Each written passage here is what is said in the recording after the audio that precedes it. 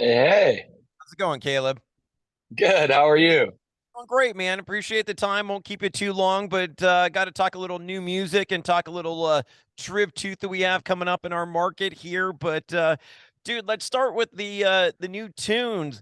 Digging the few new tunes we've gotten, Sunshine, and I love the beginning where you're like, okay, my voice is completely blown now, and then leaving that little tidbit into the tune like that was really cool. And I imagine not planned, right? Just kind of happened that way.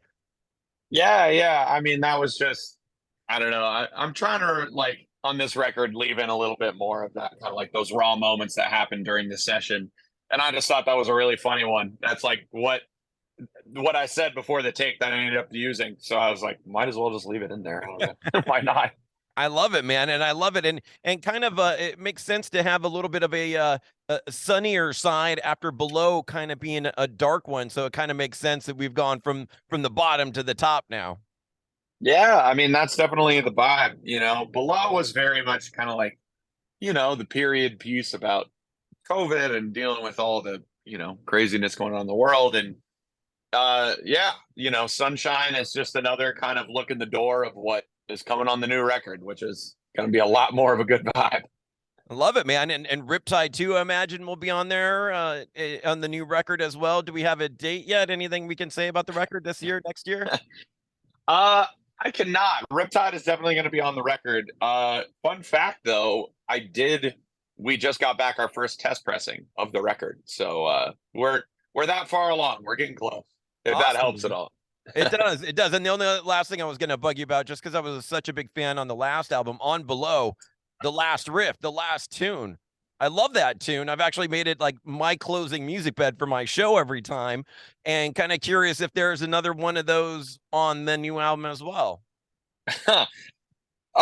There's a big closer, but it is significantly different than anything we've ever done, and definitely different than the last riff. But there will be plenty of riffing to go around, that's for sure. Well, I love it, man. Can't wait to see and hear all the riffs live on the TrivTooth tour. We got you in our market, downtown Riverside, June 11th. And dude, for me, it kind of looks like fantasy football or baseball or something. Like, let me take two of my favorite bands and stick them together. Two bands that wouldn't necessarily go together, kind of different worlds. But you tell me, how did this all come together? Yeah, I mean, we've been big Trivium fans and for a long time, and we have agents that work in the same group, and it's been something that we've been discussing for a while. Like, we just as a band have wanted to tour with Trivium, and we've talked with them about making something happen. It's just never really worked out. But this was one of those things where like all the stars aligned and it just made sense. And we figured let's just go out and, get together and kick ass. And I mean, really, it's been very interesting and very, very cool. Like to see, both fan bases kind of come together under one roof every night and really like just get to appreciate what the other band does.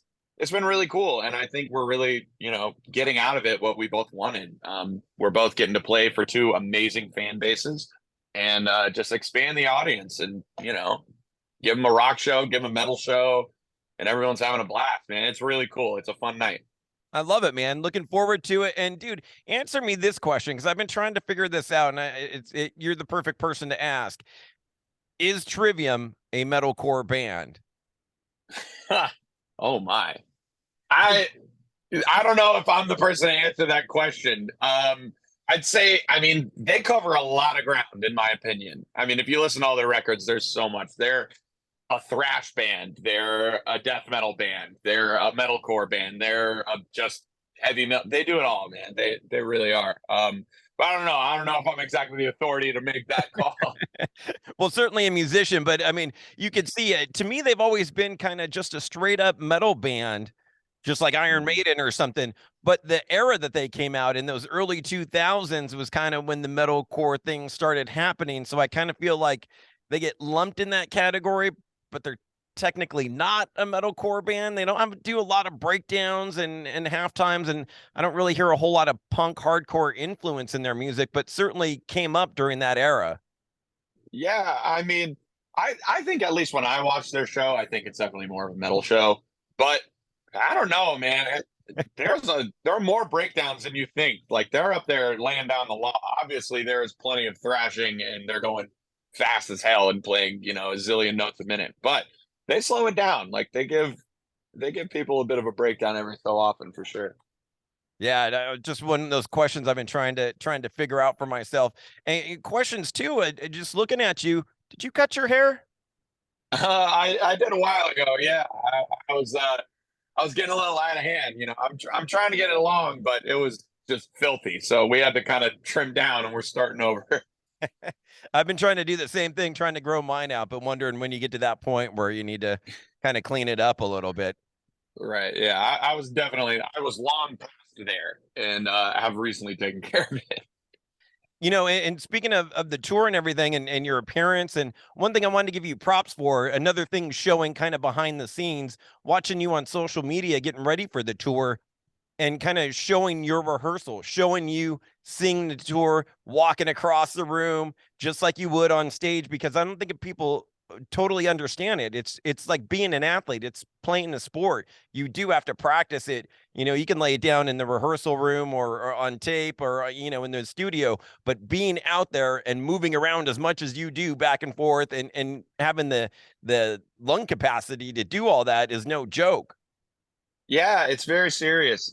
Like I mean, over the years, it's just become more and more. And I think that just for what I'm trying to do and the level I want to be at, I do really have to treat it like a sport. I have to train very long and very hard, and the more I train, the better the show is. So at the end of the day, it's just all how can I rock harder? And I have found that I can rock harder when I come prepared. So that's become part of the routine. Love it, man. Love it. And appreciate all the time, Caleb. Last couple of things I wanted to hit you with, dude. I love you helping out Papa Roach on the re-recorded version of Cut the Line. Tell me how that came together. Yeah, dude. I got a call one day from my manager saying, "Would you want to do this song with Papa Roach?" And the answer was absolutely hell yeah. Next thing I know, I'm on the phone with Jacoby, and he's just telling me all about the song. Told me what he wants me to do, and he just kind of gave me free reign and just let me write my own part, my own lyrics, my own flow, the whole nine. And it was just amazing to work with them. I mean, they're such an iconic band, and they've been such a powerhouse for so many years. And since we've been touring and the bits that I've got to know them as people, they're just unbelievable. And the more I get to know them, the cooler they are. And let alone being one of, I think, the greatest live rock shows on the planet right now. Yeah. Yeah, it's just absolute honor. Couldn't be more stoked about it. Love it, man. Kind of like with the Trivium thing, going into a different generation, different vibe, and kind of collabing is great to see. And you nailed it, man. Papa Roach, incredible live. Jacoby is you can't take your eyes off him watching him live. Yeah, he's a machine, man. Absolute machine. Love it. And Caleb, the last thing I got to hit you with, dude, we're an old school radio station. We do a feature called Mandatory Metallica every night, 10 p.m. You're going to be a part of that. And recently I've gotten into this debate with my friend Brad, who sings in a band called Against the Sun. And been debating our favorite Metallica albums. And we're kind of at a standstill. Someone get your opinion. It's Ride the Lightning versus Master of Puppets. Currently, I'm Ride the Lightning. I've been on a big Ride the Lightning kick right now.